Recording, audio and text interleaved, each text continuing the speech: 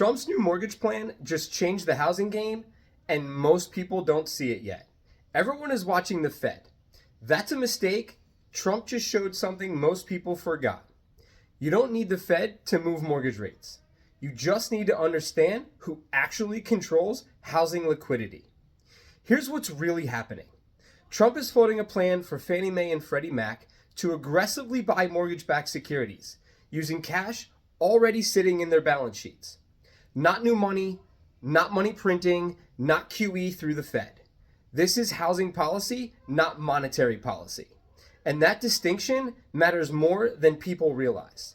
Fannie and Freddie exist for one reason: to keep housing liquid, affordable, and moving. When housing froze in the Great Depression, they were created. When housing almost collapsed in '08, they were taken into conservatorship.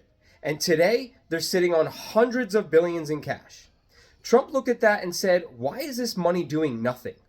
If Fannie and Freddie step in as major buyers of mortgage-backed securities, mortgage rates can quickly fall, refinancing unlocks equity, buyers re-enter the market, builders start building again, and transactions unfreeze, all without waiting for the Fed.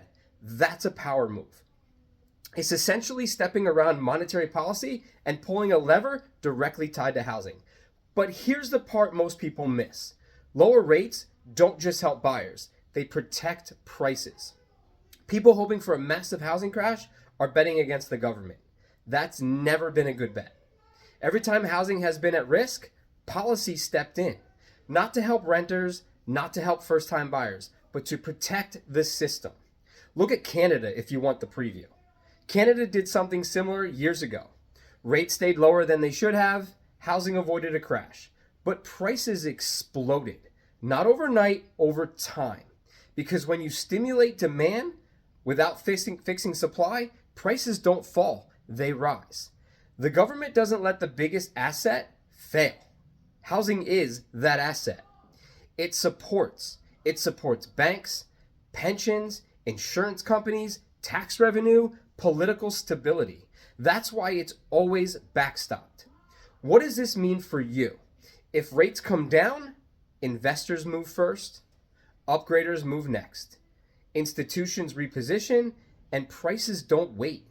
And by the time the average person says, maybe now is a good time, that window is already closing.